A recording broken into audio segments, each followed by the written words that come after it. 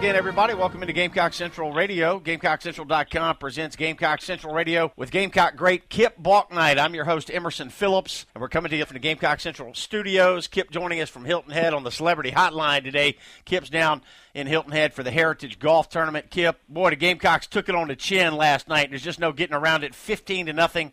North Carolina beat the Gamecocks up in Charlotte. A big turnout for that game. Beautiful weather night. But the Gamecocks just didn't have it last night, and that's baseball, Kip. That's the way it goes sometimes. Hey, you're right, Emerson. It is. It's just the good thing about it is they get to strap it on again tomorrow night and play down in Athens, Georgia. But yeah, that was definitely a tough loss for them, a disappointing one. I mean, obviously a great venue, a great crowd, and but you got to flush it. You got to move forward, and it's just one game. It's the beauty of baseball is there's a lot more games to play, and hopefully the guys can just flush it and move on and get ready to play on Friday night. Gamecocks got off to a decent start last night in Charlotte against the Tar Heels. It was Taylor Widener not allowing a hit the first time through the North Carolina lineup, but then North Carolina got a bases-loaded, two-out double to left center that staked them to a 3-0 lead in the fourth inning, and they proceeded to blow South Carolina out last night. The Gamecocks used 9 pitchers in this ball game, and Kip, South Carolina pitching allowed 10 walks last night, and there were 2 walks given up in that 3-run fourth, and you're not going to beat nationally ranked teams walking that many hitters. No, you're not, and I mean, again, it's sometimes just when it's not your night, it's not your night. I mean, I don't think fans need to read too much into that. I do still have a concern about our bullpen, and other than our, 3 main starters and Josh Reagan, I mean, we've got to find some guys. So the good thing is they used 9 pitchers last night, several of which that hadn't pitched in a long time. So the bad part of that is they hadn't pitched in a while, and that's probably why you saw some of the results you saw, that, walking guys and just not comfortable being out there pitching. But hopefully, guys will start to step up, because you can't have 4 or 5 guys and make a postseason run. We've got to have at least 6 or 7 guys that you feel good about, and we got to beef up that bullpen a little bit. So hopefully, last night will be a learning. There'll be a learning curve from what they didn't do well last night, and move forward. And again, in baseball, it's a funny game. Sometimes it's just not your day, and hopefully the guys will come ready to play on Friday. All right, the Gamecocks are 28-6 overall now, and 10-2 in the SEC, getting back into conference play this weekend with a 3-game set over in Athens, Georgia, against the Bulldogs. We invite you to download the Gamecock Central Radio app on the App Store and Google Play. To subscribe to the podcast, search for Gamecock Central Radio on iTunes, SoundCloud, or other popular services, or just visit radio.GamecockCentral.com. Emerson Phillips with Kip Bouknight. Kip, let's talk about this Georgia series. Georgia beat Georgia Tech on Tuesday night of this week. That snapped a 4-game losing streak for the Bulldogs. They won 3-1 in Atlanta over this Yellow Jackets team that's ranked 19th in the country. And Georgia, however, has lost 11 of their last 16 games. So they're 18-16 overall. They're 4-8 in SEC play.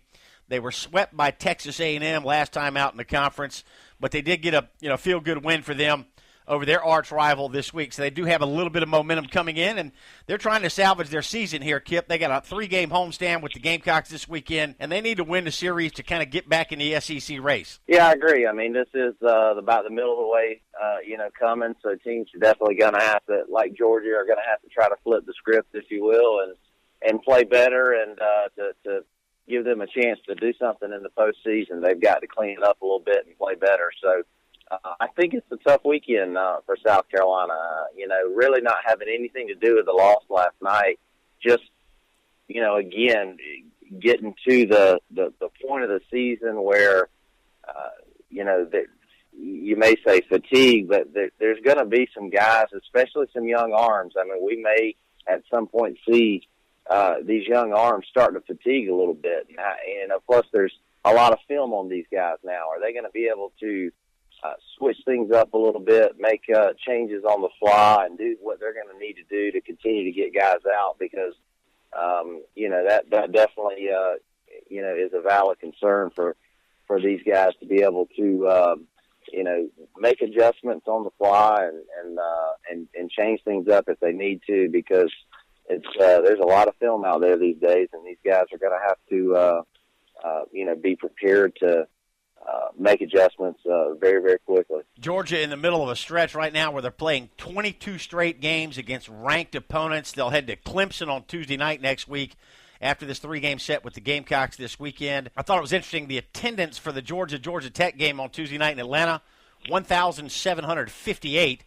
And by contrast, the South Carolina-North Carolina game last night in Charlotte, the attendance reported at 10,205.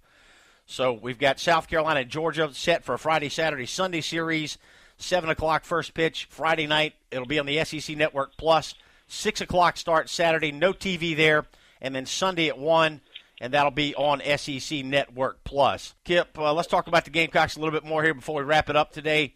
Gene Cone extended his hitting streak to 20 games last night. He did have a hit against North Carolina, and he's batting .370 in SEC play, getting a job done at the top of the order for Chad Holbrook. Yeah, he's definitely been setting the table for the guys. He's really done a good job, and it's good to see. I think, Gene early in the years having to sit on the bench a little bit, sometimes it takes something like that. Sometimes in life something gets taken away a little bit, and maybe you work harder, maybe you try to do a little bit more. But Gene Cone has definitely stepped it up this year, and certainly been a wonderful table setter, and I look for him to continue to have a solid year.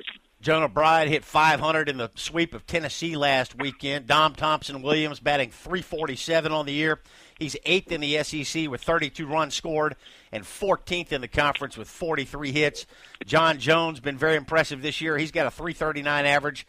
And freshman T.J. Hopkins out of Summerville batting at a .310 clip. How hard is it going to be for South Carolina to move past the North Carolina game? I mean, that was a disappointment last night, but again, not a conference game, just a midweek game. Well, I think, guys have just got to do a good job of just having a very, very short and bad memory. I mean, there's only so much you can learn from a whooping like that, if you will. Sometimes it's just not your night, and a lot of times it's best not to even focus on it and just, pick up the pieces and move on. And,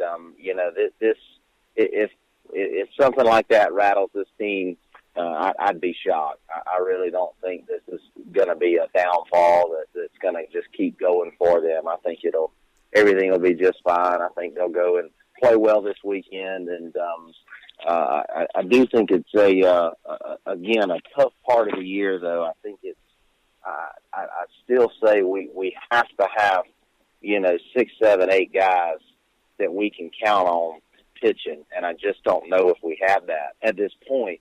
So that is a concern of mine, and hopefully we'll have some guys step up and pitch well out of the bullpen, because what's going to happen when our starters have a couple bad starts. I mean, that is bound to happen. I mean, you can't go through a season where your starting pitching's been as good as South Carolina's has been, and expect it to be that every single game throughout the year. All right, Kip, we appreciate the report today. Have a great time at the Heritage this weekend. Thanks so much. All right, that's Kip Bouknight, our new baseball analyst here on Gamecock Central Radio. He joins us twice a week to report on Gamecock baseball for Gamecock Central Radio. And Kip Bouknight won the Golden Spikes Award back in the 2000 season. He was the best college pitcher in the country with the Gamecocks back in that 2000 season. So we'll be back next week to recap the Georgia series, and we'll talk more Gamecock baseball with you here on Gamecock Central Radio. I'm Emerson Phillips. Thanks for joining us.